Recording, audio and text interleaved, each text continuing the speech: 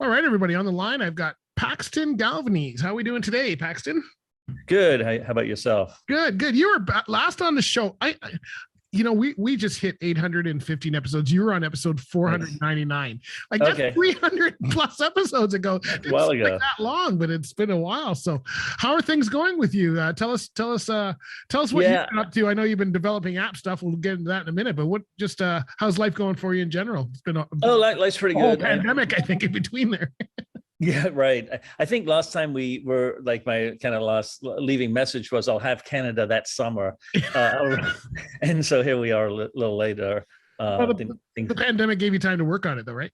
Well, yeah. But I was delinquent in my, I had so much stuff going on. Actually, moving outside of Chicago, I would into Nevada. So I got, all that going on.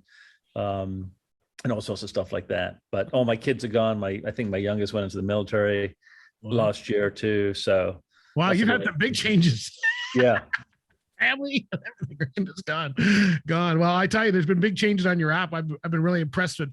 For those who do not remember or do not feel like going back to episode number 499, which is still up, by the way, if you want to go back to that episode. Tell us what Drive Weather does, the overview, and then we're going to get into the details down the road. So Drive Weather is an app that I developed, and it basically shows you the weather on your route at the point that you would get there. Like it doesn't matter what's happening 2 hours down the road, right? You want to know when you arrive at that point what you can expect. Yeah. And it will show you the wind, the weather, temperatures, and then it also has radar. Right. Wow. It does it super quick, and it's just for like a briefing, just to get a quick glimpse of, even if it's blue skies the whole way, it'll set your mind at ease, right? Yeah. And even if you're an expert driver, there's people out there who may be not so skilled, and you have to account for them. So it just kind of helps give it like a peace of mind of driving, so you know what's ahead. Yeah, where I live I'm in Burlington, Ontario, which is just west of Toronto. But if you draw, if I'm the center point, you can draw a circle all the way around me, and we call that the snow belt. Okay. So it goes through like Barrie and London, Ontario. Any town that's about an hour and a half from me in that circle is what is always got funny weather. London, I always say it'll snow in the middle of July in London, Ontario. Just for 5 miles. Right. Same thing with Barrie. Barrie, it could be totally different weather than what you see in Toronto. So a lot of times you start out with nice weather here, and then you get into it going down the road. So I think it's an amazing app. Like you mentioned, you were working on Canada and you were only in the US last time. I looked this morning, I downloaded your app, and you are in the UK, you are in the US, you're in Canada. You have so many extras, which we're going to talk about, but tell us, give us kind of how many updates have you done? Maybe you can give us a higher level updates that you've done. Sure. So I've done a ton of stuff since last time we talked. One of the things is in the US is I just added a severe weather alerts update. So the forecast is different from an alert, meaning so the forecasts are computer generated, they have these weather models, and they kind of calculate what they expect based on the atmospheric conditions. Whereas a weather alert is like an actually observable thunderstorm that develops real quick. And sometimes a forecast misses these storms that come up because they come up so quick. Right. And so I added the alerts recently, and that's just for US until I get more data, it's basically, for me, it's about finding, if I could find weather data for a certain aspect in Canada or Europe, whatever, then I'll add it.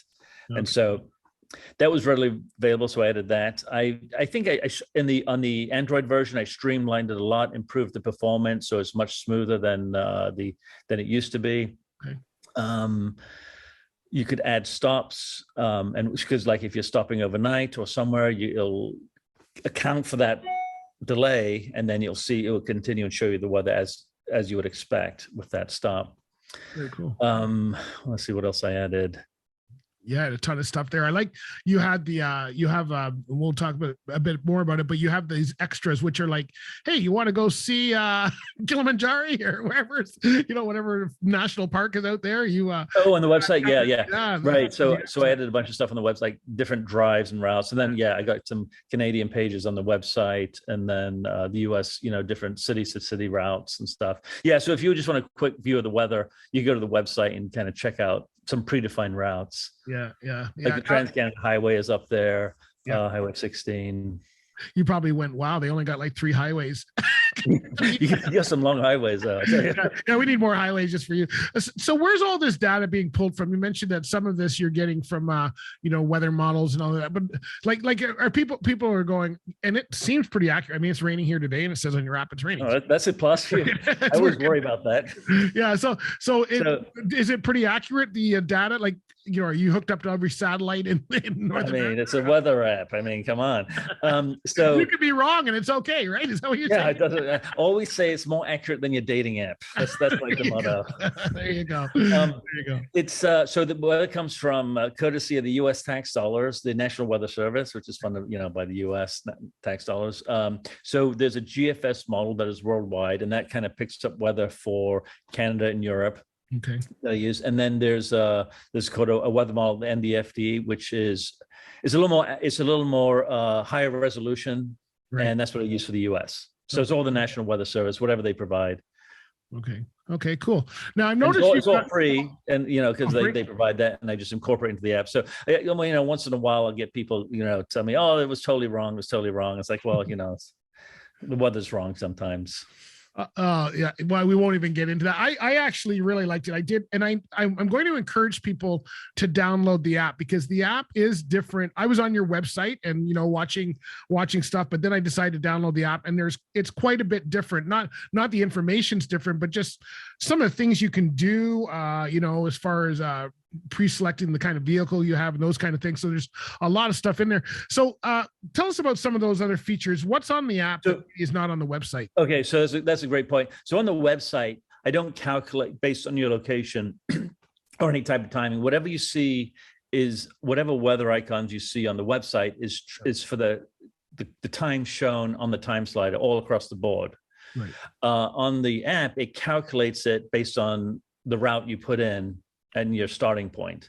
So again, it will tell you as you look at it now, in 5 hours, this is what you could expect down the road, 5 hours down the road, or in 10 hours down the road, whatever it would be. So that's a huge difference. And the whole idea of the app is just to communicate a ton of information very quickly. It would take forever to kind of figure out all these different points, where you're going to be, and also that. So that's like the main difference. Also, you could add stops. Yep. On the app, you could have on the website there's just predefined routes, but on the app you could put your own route in. You could use add waypoints to force a number, to force a different route.